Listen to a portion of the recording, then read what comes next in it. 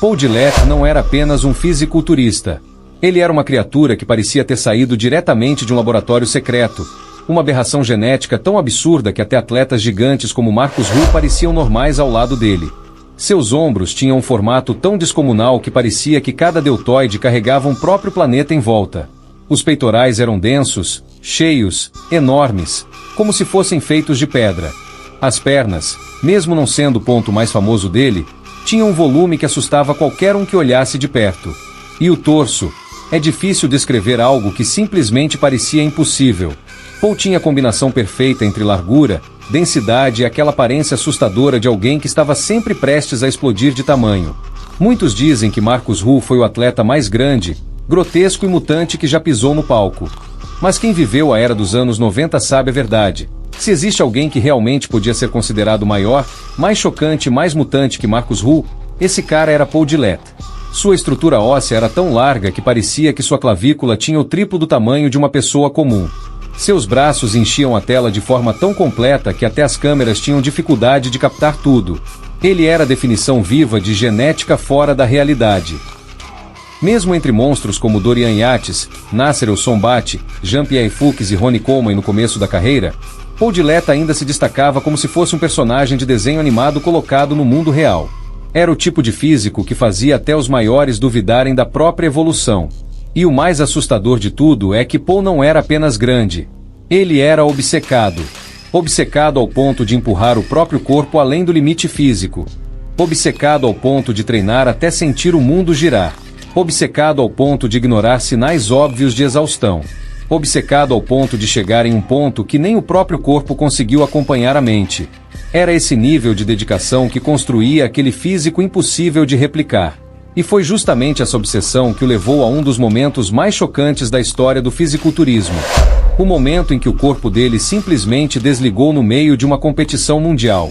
Durante o Mr. Olympia, com o palco lotado, luzes fortes, dezenas de atletas gigantes disputando cada pose, Paul estava lá, monstruoso, sólido, maior que todos, parecendo um tanque prestes a atropelar qualquer um. Mesmo ali, ele continuava forçando. Mesmo ali, ele continuava apertando as poses com extrema intensidade, travando músculos que já estavam no limite máximo de contração. Ele não diminuía o esforço em nenhum segundo. E então aconteceu. O que veio a seguir se tornou uma das cenas mais assustadoras que já passaram em um palco de fisiculturismo. No exato momento em que Paul estava em uma transição de pose, o corpo dele travou completamente. Ele ficou duro, rígido, totalmente congelado, incapaz de se mover. Seus músculos entraram em um estado de espasmo extremo, debilitado por desidratação severa, exaustão e o nível absurdo de estresse físico que ele colocava sobre si mesmo. A respiração dele ficou travada. Os olhos perderam o foco. Era como se o corpo inteiro tivesse desligado, como se alguém tivesse puxado uma tomada invisível. Os árbitros olharam sem entender. A plateia ficou em silêncio absoluto. Os outros atletas pararam. E então os oficiais tiveram que correr para ajudar ele a sair do palco. Ele não conseguia andar. Essa cena redefiniu a maneira como o fisiculturismo encarava a intensidade. Porque Paul não era apenas um atleta grande. Ele era grande demais. Ele era intenso demais. Ele era obcecado demais. E isso deixou claro que até mesmo aberrações genéticas têm limites. O mais impressionante é que, mesmo depois disso, ele não desistiu. Ele voltou a treinar. Voltou a competir. Voltou a buscar o físico mais insano possível. A queda no palco se tornou apenas mais um capítulo da sua história, porque o que realmente definia Paul Gillette era sua mentalidade completamente fora do padrão. Uma mentalidade que dizia, se existe um limite, eu vou quebrar. Paul era o tipo de atleta que não aceitava ser apenas bom. Não aceitava ser apenas gigante. Ele queria ser o maior, o mais chocante, o mais mutante. E para muitos, ele realmente foi. A presença dele era tão impactante que mesmo hoje, décadas depois, as pessoas ainda olham fotos e perguntam, isso é real? E a resposta é sim. Era real. Era humano.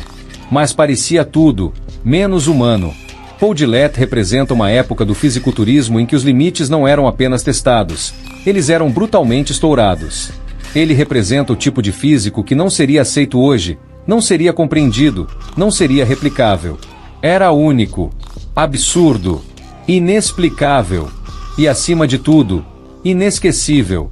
E no fim de tudo, quando a luz do palco apaga e só sobra história, uma coisa fica clara: Paul Gillette não foi apenas um fisiculturista.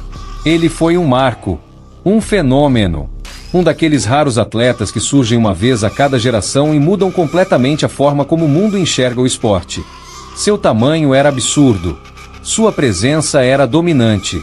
Sua obsessão era quase sobre-humana. E mesmo quando o corpo chegou no limite e cobrou o preço, a mente dele continuou avançando.